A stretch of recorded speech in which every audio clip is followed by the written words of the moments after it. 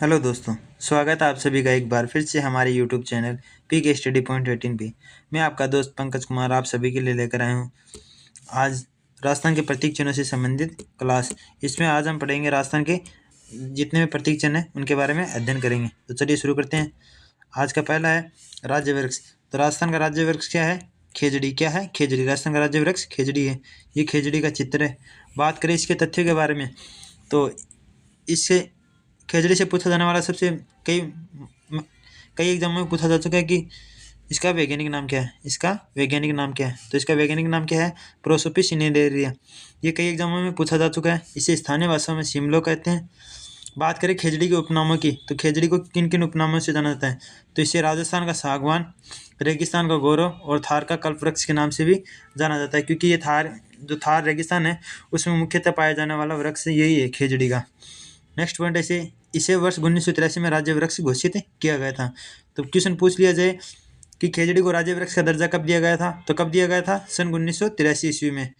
Next point अपना, खेजड़ी वृक्ष पर 5 जून 1988 को 60 पैसे का डाक टिकट जारी किया जा चुका है।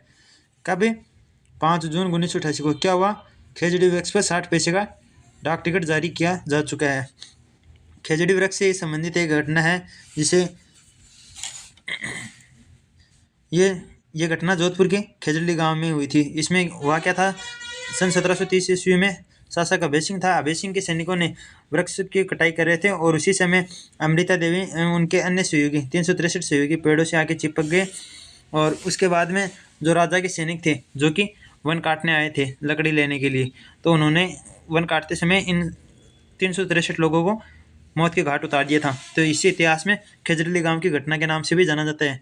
और इसी के उपलक्ष्य में विश्व का एकमात्र मेला, विश्व का एकमात्र पशु मेला, विश्व का एकमात्र पशु मेला का आयोजन कहाँ पर होता है? एकमात्र वृक्ष मेले का एकमात्र वृक्ष मेले का आयोजन कहाँ पर होता है? तो ये होता है खेजड़ी गांव में। कहाँ पर होता है? खेजड़ी गांव में। कहाँ पर होता है? खेजड़ी गांव, जोधपुर में। तो विश्व का पूछ लिया जाए एग्जामों में कि विश्व का एकमात्र वृक्ष मेला कहाँ पर लगता है? तो ये लगता है खेजड़ी गांव में। कब लगता है? भाद्रपद शुक्ल दशमी को। कब लगता है? भाद्रपद शुक्ल दशमी को ये मेला लगता है। बात करें खेजड़ी को अन्य राज्यों में किस किस नाम से जाना जाता है? तो इसे तमिल भाषा में पेमे के नाम से, कन्नड़ भाषा में इसे बन्ना बन्नी तथा सिंधी भाषा में धोकड़ा, और इसे विष्णु संप्रदाय के लोग तो समी कहते हैं। क्या कहते हैं? समी कहते हैं। जबकि पंजाबी हरियाणवी में इसे क्या कहा जाता है? जांटी। क्या कहा जाता है? जांटी। नेक्स्ट पॉइंट अपना, प्रतिवर्ष 12 सितंबर को खेजड़ी दिवस मनाया जाता है। तो पूछ लिया जाए कि खेजड़ी दिवस कब मनाया जाता है? तो कब मनाया जाता है? 12 सितंबर को। नेक्स्ट अपना पॉइंट, ऑपरेशन खेजड़ा कार्यक्रम। ऑपरेशन खेजड़ा कार्यक्रम वर्ष 1991 से चलाया जा रहा है। ये ऑपरेशन जो है ये खेजड़ी वृक्ष के संरक्षण एवं उसके विकास में वृद्धि हेतु चलाया गया है, ताकि अधिक से अधिक मात्रा में रेगिस्तानी एरिया में इन वृक्षों को उगाया जा सके। नेक्स्ट अपना राज्य पुष्प। तो अपना राज्य पुष्प क्या होगा? राज्य पुष्प होगा अपना रोएडा। ये रोएडा का फूल है, केसरिया रंग का, थोड़ा सा केसरिया पीला रंग का। बात करें इसके वैज्ञानिक नाम की तो इसका वैज्ञानिक नाम क्या है? टिकोमेला अंडुलेटा। क्या है? टिकोमेला अंडुलेटा इसका वैज्ञानिक नाम है। और इसे वर्ष 1983 में राज्य पुष्प का दर्जा दिया गया था। कब दिया गया था? वर्ष 1983 ईस्वी में। बात करें इसके उपनामों की तो इसे मरुशोभा, रेगिस्तान का सागवान या मारवाड़ का टिक के नाम से भी जाना जाता है। और इसके फूलों की बात करें तो इसके फूल है ना मार्च अप्रैल के महीने में खिलते हैं और इनके पुष्पों का रंग गहरा केसरिया पीला होता है। गहरा केसरिया पीले रंग का इसका फूल होता है।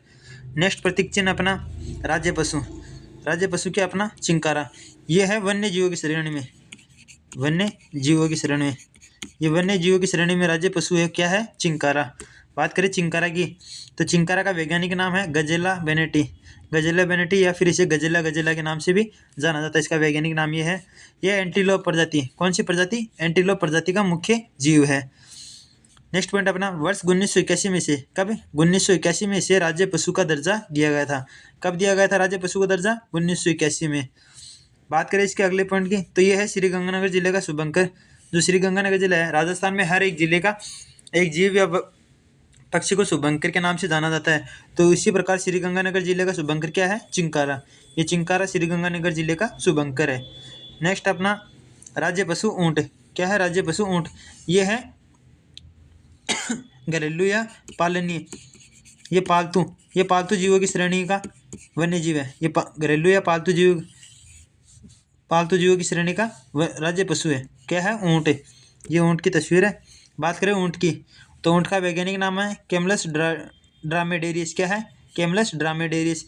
इसे वर्ष 2014 में राज्य पशु पालतू जीवों की श्रेणी में इसे राज्य पशु का दर्जा दिया गया था। तो कब दिया गया था? कई बार एग्जाम में पूछा जा चुका है ये कि ऊँट को राज्य पशु का दर्जा कब दिया गया था। तो कब दिया गया था? ये दिया गया था सन 2014 में।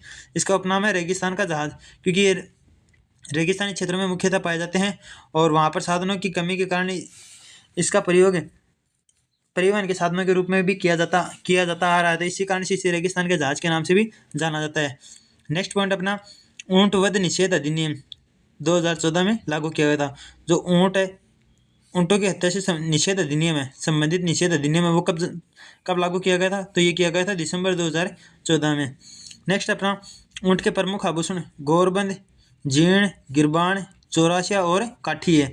ये गौरबंद है, ये कई बार एग्जाम में पूछा जा चुका है। इसमें मतलब ऐसे पूछते हैं कि गौरबंद है, क्वेश्चन दे दिया आपको गौरबंद है, तो गौरबंद है।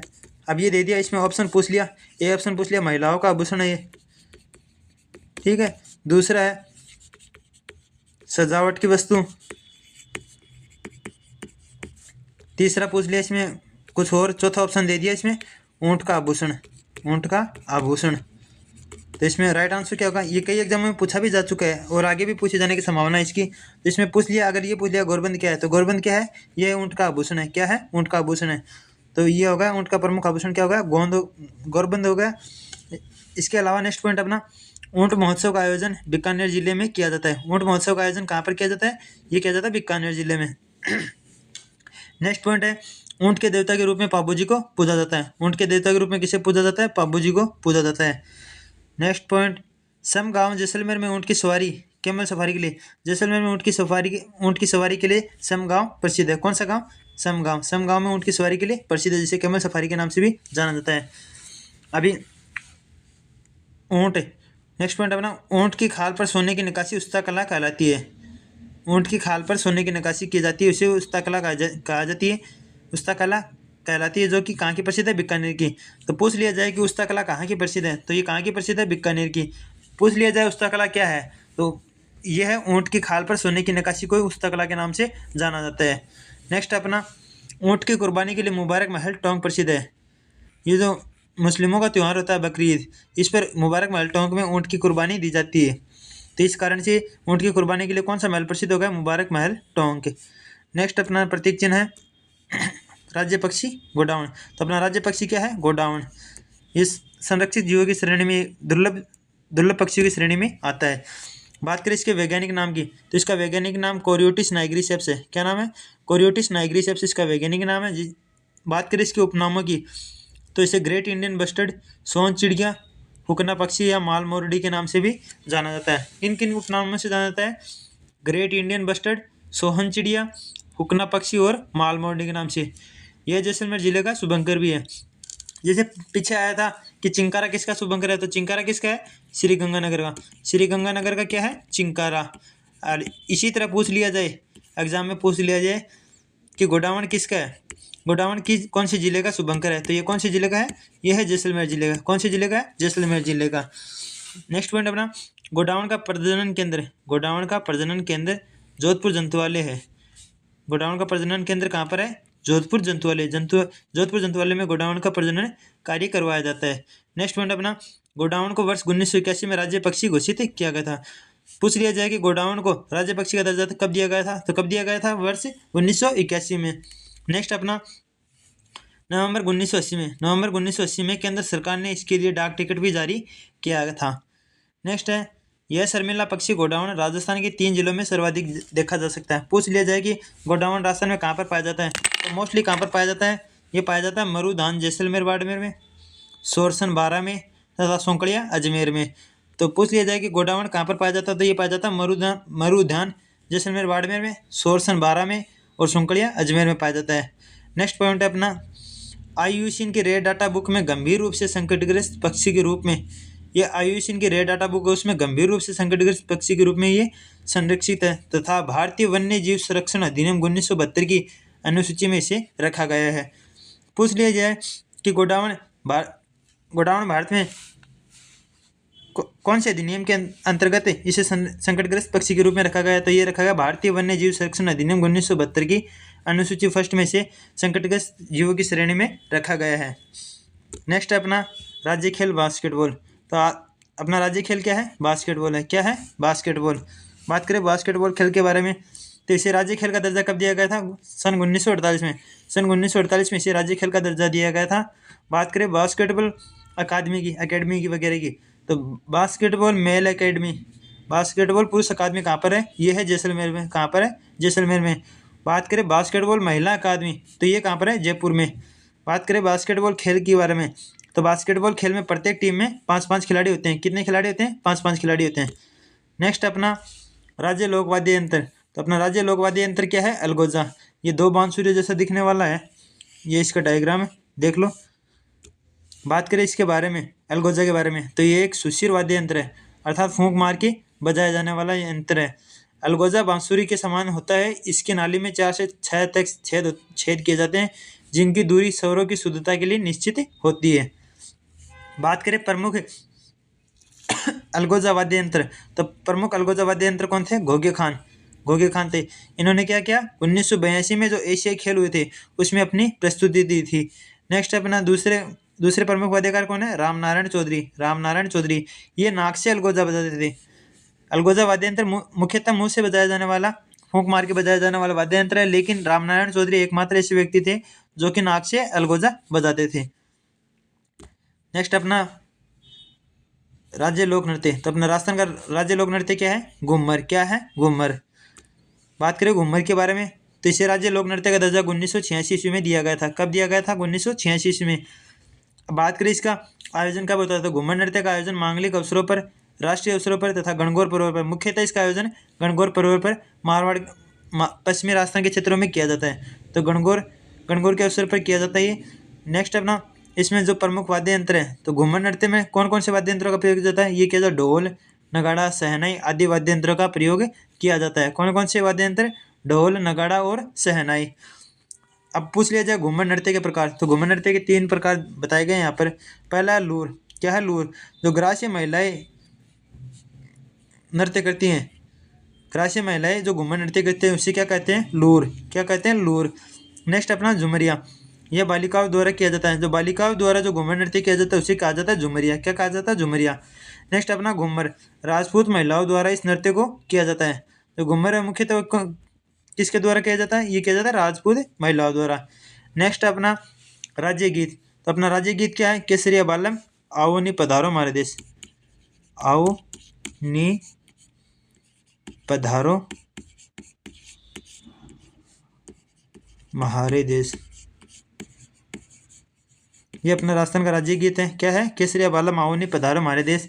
इसे सर्वाधिक बार अल्लाह जिलाबाई ने बीकानेर की अल्लाह जिलाबाई, तो सर्वाधिक बार किसने गाया था? अल्लाह जिलाबाई ने ये गीत गाया था। ये गीत मांड गायन शैली में गाया जाता है। ये कई बार एग्जाम में पूछा जा चुका है कि राजस्थान का राज्य गीत केसरिया बालम कौन सी गायन शैली का गीत है? तो कौन सी गायन शैली का है? ये है मांड गायन शैली का। कौन सी शैली का? मांड गायन शैली का। नेक्स्ट अपना राज्य का शास्त्रीय नृत्य। राज्य का शास्त्रीय नृत्य क्या है? कथक। जिसका प्रमुख घराना, कथक का प्रमुख घराना कौन सा है? अपना जयपुर का है। इसके प्रवर्तक कौन थे? भानोजी महाराज। कौन थे? भानोजी महाराज। कई बार एग्जाम में पूछा जा चुका है कि कथक के जयपुर घराने के प्रवर्तक कौन है? तो कौन है? भानोजी महाराज इसके प्रवर्तक। नेक्स्ट अपना राज्य कवि सूर्यमल मिश्रण। नेक्स्ट प्रतीक अपना नेक्स्ट एंड लास्ट है राज्य कवि। राज्य कवि कौन है? सूर्यमल मिश्रण या मिश्रण।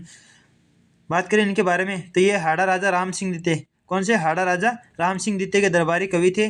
बात करें इनकी प्रमुख रचना की, तो इनकी प्रमुख रचना में वीर सतसई और वंश भास्कर शामिल है। कौन सी शामिल है? वीर सतसई और वंश भास्कर। आज का वीडियो इतना ही। बने रहे हमारे यूट्यूब चैनल के साथ। धन्यवाद।